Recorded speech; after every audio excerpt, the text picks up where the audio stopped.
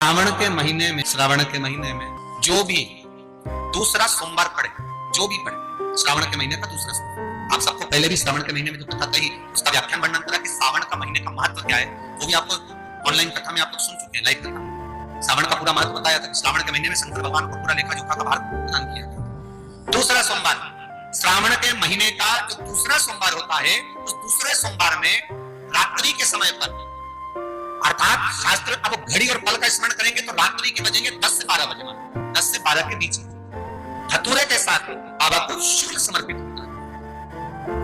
ये भी हमारी बाधाओं को, हमारी तकलीफों को, व्यापार व्यवसाय के लिए, नौकरी सर्विस के लिए, बहुत सारे एग्जाम में आप देख लिए, गवर्नमेंट एग्जाम के लिए बैठ लिए, नहीं हो रहा, ये 3 बार मेरे शंकर को बेलपत्री के वृक्ष के शुल्क समर्पित होते हैं, उसका आनंद और उससे अपने को सुख प्राप्त। पार्वती प्रसन्न हो जाती है, बाबा भोलेनाथ के चरणों में कहती है, बाबा आपने कहा कि मेरे भीतर जिस समय आपने तप करा तो आपसे रुद्राक्ष का पौधा उत्पन्न हुआ और मेरे तप करने से ये बेलपत्री का जो पौधा उत्पन्न हुआ, इसके शूल का सुख पाया, इसके शूल का सुख मुझे प्राप्त हुआ, आनंद मुझे प्राप्त हुआ है।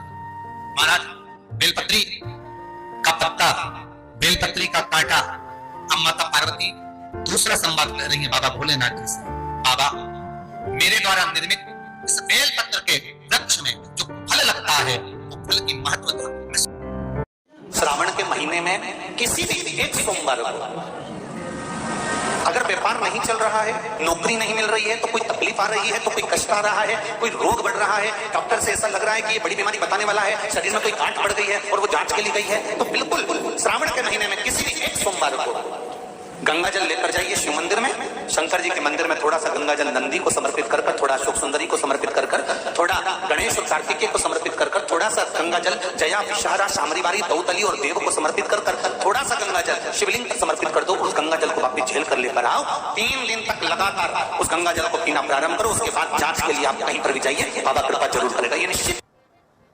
ये शिवलिंग जलाधारी, यहाँ से जल अशोक सुंदरी के पास में से नीचे की ओर गिर रहा, ठीक है। बेलपत्र नहीं है आपके पास चढ़ाने के लिए, मत चढ़ाओ। जल नहीं है चढ़ाने के लिए, मत चढ़ाओ। अक्षत नहीं है चढ़ाने के लिए, मत चढ़ाओ। पुष्प नहीं है शिव जी को चढ़ाने के लिए, मत चढ़ाओ। शमी पत्र नहीं है, मत चढ़ाओ। पर किसी शिवालय में, किसी शंकर के मंदिर में अगर तुम गए हो, तुम्हारे पास में कुछ भी नहीं है, जो भी भगवान का दर्शन तुमने किया है, तो यहां से जो पानी नीचे गिरता है, उस गिरने वाले स्थान पर मात्र अपने हाथ का 3 बार स्पर्श कर बाबा से दिल की बात कहकर आ जाओ, तो उनकी मुराद बाबा पूर्ण कर देता है। वो सहज प्रसंग है।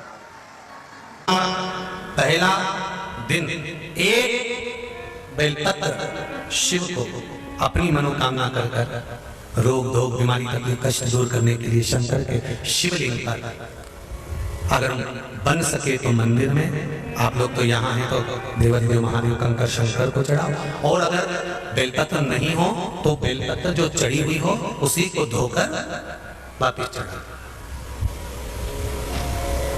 वापिस, और सावन का महीना है, दिल से बाबा को ले।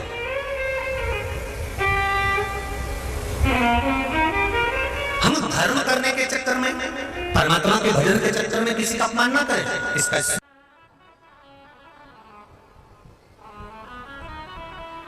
जब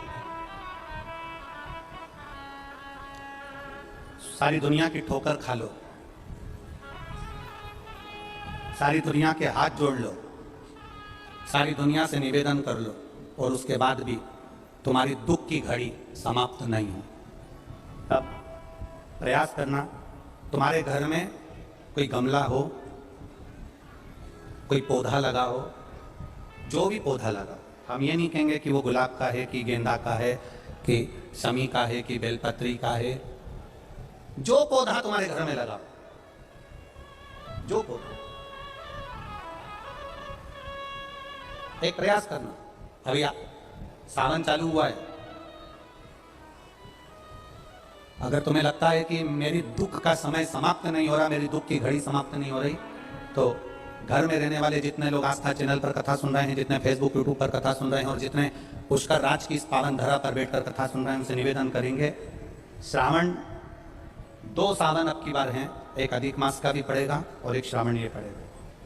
ये जब 2 श्रावण पड़ते हैं तो इसमें हरि और हर का मिलन होता है, हरि और हर का मिलन, क्योंकि अधिक मास जो है वो भगवान पुरुषोत्तम का है, भगवान विष्णु का, और सावन के मध्य में अगर पड़ रहा है तो देवाधिदेव महादेव के साथ भगवान हरि का मिलन हुआ है, इसलिए इसको हरिहर श्रावण कहते हैं। ये 2 महीने के श्रावण में अगर मान लो 1 दिन आपका निकल भी गया, 2 दिन आपके छूट भी गए, कोई दिक्कत की बात नहीं।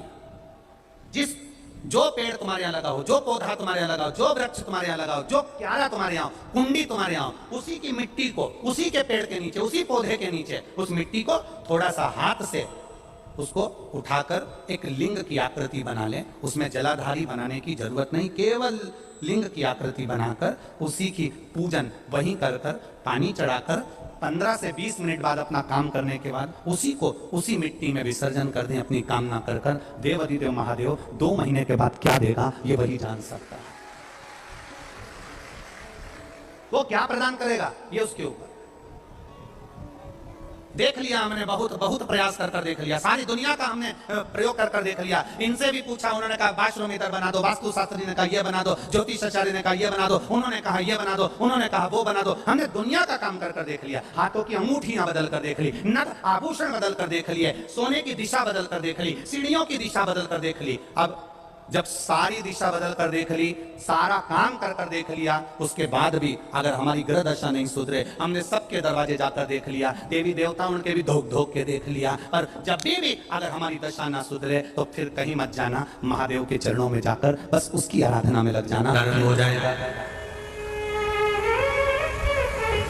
जो माताएं श्रावण के सोमवार का व्रत करती हैं वो पशुपति व्रत मत करना। जो श्रावण के सोमवार का व्रत नहीं करती हैं वो पशुपति व्रत कर सकती हैं, उनको पशुपति व्रत करने का मना नहीं।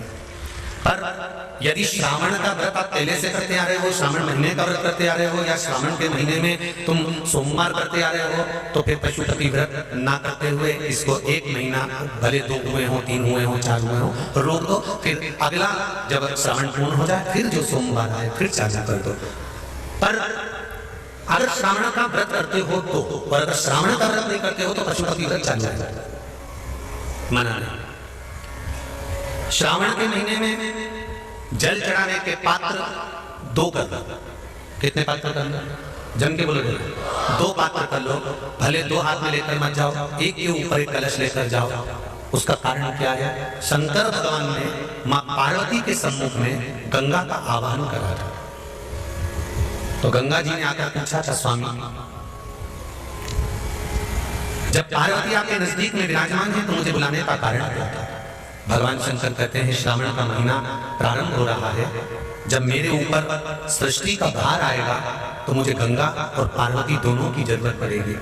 जब घर में विवाह आता है, शादी आती है, कोई फंक्शन आता है, कोई मेहमान आते हैं तो थोड़ी ड्यूटी बढ़ जाती है।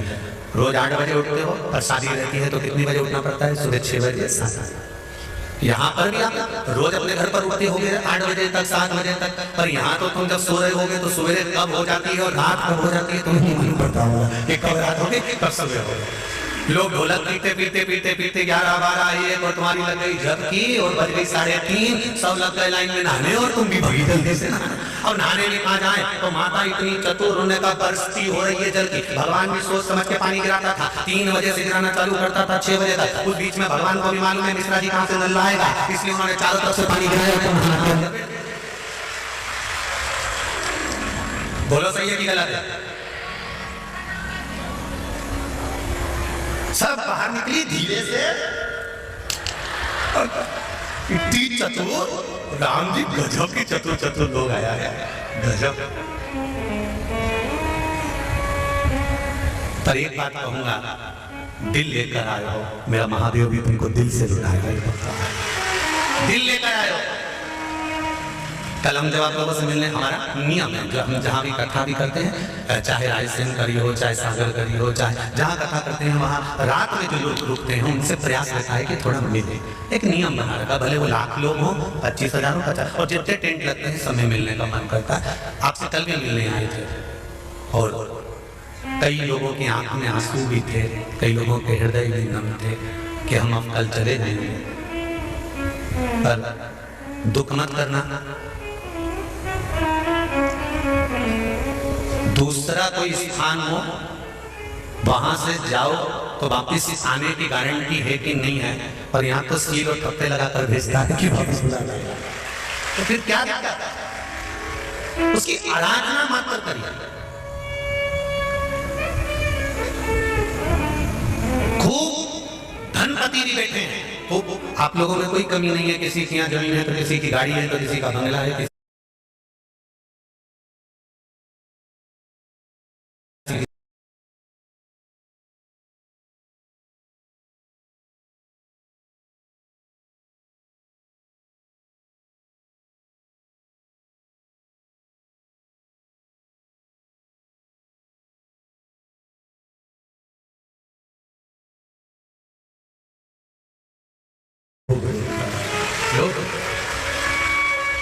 उसकी कृपा ही कर सकती है।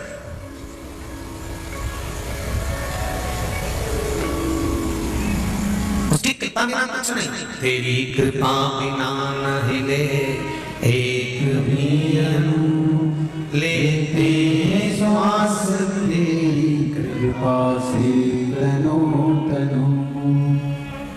बाबा की कृपा होती है तो आना होता है।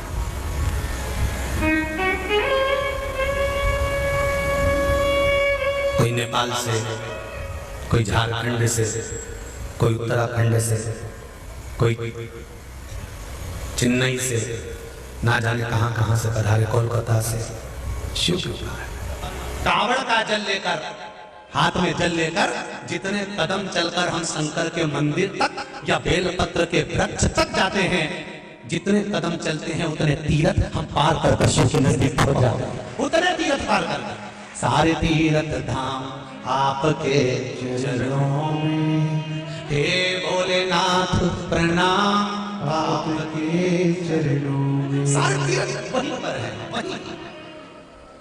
पहले कथा में कहा 33 कोटि देवता शिव जी के शिवलिंग के पास, 33 कोटि, पूरा परिवार तो है, 33 कोटि देवता जहां से जल निकलता वहां विराजमान होते। तो देवता सब नहीं पाए तो वैकुंठ कहां होगा?